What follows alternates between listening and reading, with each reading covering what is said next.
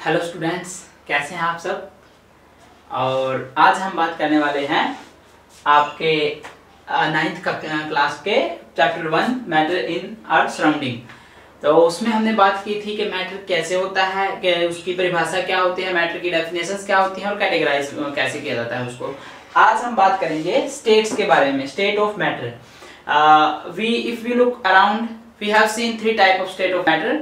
These are the 3 states of water, state of matter. First is solid state, liquid and gases. So हम देखते हैं solid कैसे होते हैं, जिनकी शेप क्या होती है डिफाइंड, हम उसकी शेप को चेंज नहीं कर सकते। एंड सेकंड है उसकी डिस्टेंट बाउंड्रियां जो होती हैं वो क्या होती हैं, कंफर्म होती हैं कि लाइक ये दिस इज सॉलिड, ठीक है, ये सॉलिड है, इसकी क्या है बाउंड्रीज कंफर्म है, ये यहाँ पे है तो यहीं पे है, यहाँ पे है तो यहाँ पे है और ये भी इधर ही है।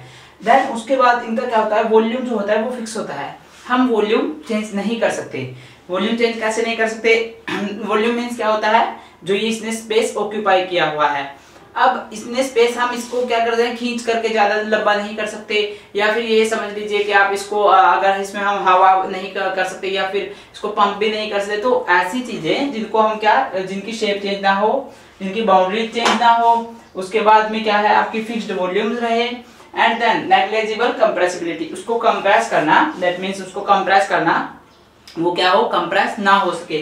और ऐसी बॉडीज को हम क्या बोलते हैं, रिजिड बॉडी। जो रिजिड बॉडी होती हैं दैट मींस कठोर जो बॉडियां, कठोर जो आपके मैटर्स होते हैं उनको हम बोलते हैं सॉलिड मैटर्स। अब इसके बाद बात करें अगर लिक्विड्स मैटर की, तो सॉलिड मैटर में कुछ केसेस हैं, जैसे कि अगर आप देखें, आप अगर ये कहें हम आपको कि जो आपका सॉलिड है शुगर, बट अगर शुगर को हम एक कंटेनर में डालें देन क्या होगा, वो जिस कंटेनर में हम डालते जा रहे हैं शुगर को, वो क्या करेगा, वो उसी कंटेनर की तरह की शेप ले लेगा, दैट मींस उसकी शेप चेंज हो गई। बट अगर कोई ये कहे कि उसकी वो भी सॉलिड है शुगर भी, बट उसकी शेप चेंज हो रही है, देन आप उसको ये बताइए कि सर जो उसकी शेप जो चेंज हुई है वो मोर देन वन जो उसके जो पार्टिकल्स हैं शुगर के, उनकी शेप चेंज हुई है। एक सिंगल पार्टिकल है जो चीनी का, शुगर का, उसकी शेप कभी भी चेंज नहीं होती विदाउट एक्सटर्नल फोर्सेस के। हम ज्यादा एक्सटर्नल फोर्सेस लगाने के उसकी शेप को हम चेंज नहीं कर सकते। इसी तरह आपका रबर बैंड का उदाहरण है। अगर आप रबर बैंड का एग्जांपल लेंगे, रबर बैंड को हम क्या कर सकते हैं, खींच करके उसका क्या कर सकते हैं, हम शेप उसकी चेंज कर सकते हैं।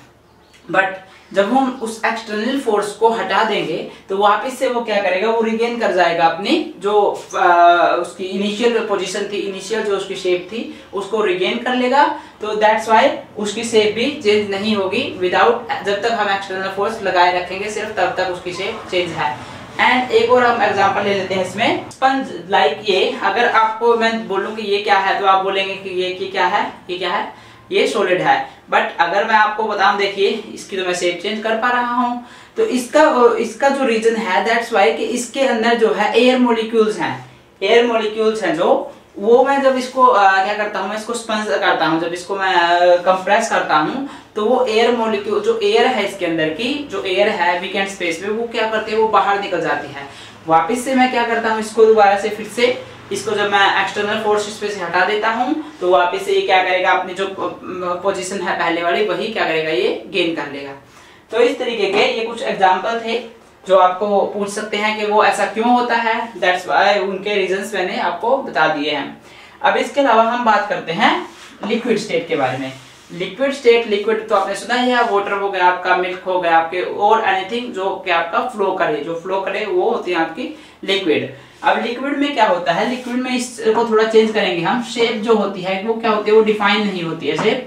शेप क्या हो सकती है, शेप हम क्या कर सकते हैं, चेंज कर सकते हैं, शेप चेंज हो सकती है। ये आप अपनी नोटबुक में भी लिखते रहिए अच्छे से, ताकि नेक्स्ट लेक्चर्स के लिए आपको याद रहे। इसके बाद वॉल्यूम जो है वो क्या रहेगा, इनका भी फिक्स रहेगा, लिक्विड का वॉल्यूम भी क्या रहेगा, फिक्स रहेगा। कंप्रेसेबल, नेग्लिजिबल कंप्रेस नहीं है, थोड़े से कंप्रेस हो सकते हैं। अगर आप जैसे आप हाइड्रोलिक ब्रेक्स वगैरह में काम करते हैं तो उसमें कंप्रेसिबिलिटी ही काम आती है, तो नेग्लिजिबल कंप्रेसिबल नहीं है, लिटिल कंप्रेसिबल होते हैं ये। एंड उनको हम रिजिड बॉडी नहीं बोल सकते। और उसके बाद जो लिक्विड्स का होता है, लिक्विड क्या होते हैं, लिक्विड होते हैं जो बॉडी, जो डिसॉल्व होते हैं आपस में, ठीक है। क्या होता है कि वाटर्स के अंदर जो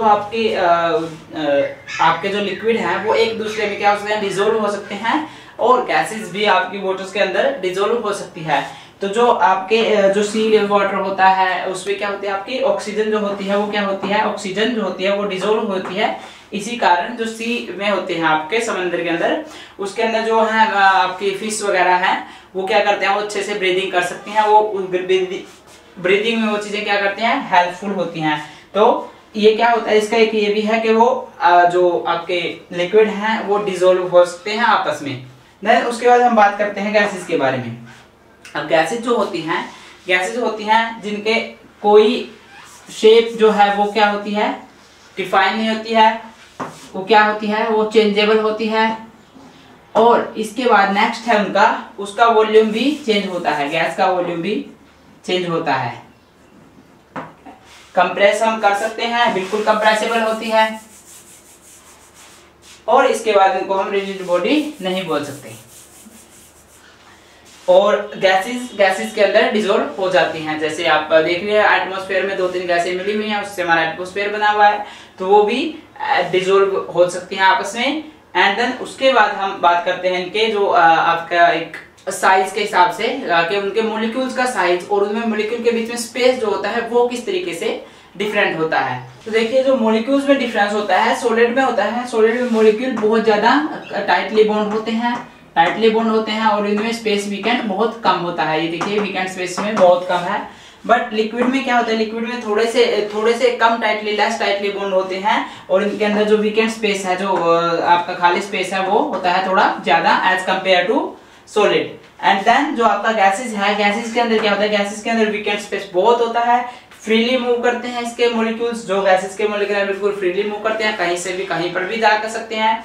और इन्हीं के कारण जो है कंप्रेस। अब ये मॉलिक्यूल्स आप ये देखिए कि गैस के मॉलिक्यूल्स इस तरीके से हैं, बट यही मॉलिक्यूल आप कंप्रेस कर करके अगर इनको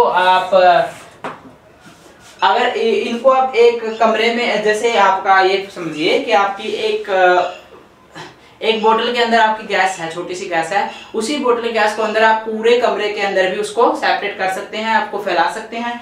अब उसमें क्या होगा, यही 6 मॉलिक्यूल्स आपने क्या करेंगे, अगर ये 6 मॉलिक्यूल्स आपको इस एरिया के अंदर फाइंड करना, तो इस तरीके से इस एरिया के अंदर यही 6 मॉलिक्यूल्स आ जाएंगे। लेकिन अगर आपको गैस के मॉलिक्यूल इस एरिया के अंदर ये 6 मॉलिक्यूल्स आपको ऑक्यूपाई करने हैं, देन ये इस तरीके से बिहेव करेंगे। तो मतलब इनमें कंप्रेसिबिलिटी बहुत ज्यादा होती है और इनकी शेप और साइज में आपका ये अंतर होता है मॉलिक्यूल्स का। होप आपको अब ये चीजें तो अच्छे समझ में आ गई होगी। इसके बाद हम बात करते हैं इनकी change of state of matters की, कैसे हम मैटर की स्टेट को चेंज कर सकते हैं। तब तक के लिए बने रहिए हमारे वीडियो के साथ, देखते रहिए, लाइक कीजिए, सब्सक्राइब कीजिए हमारे चैनल को। Thank you, bye bye.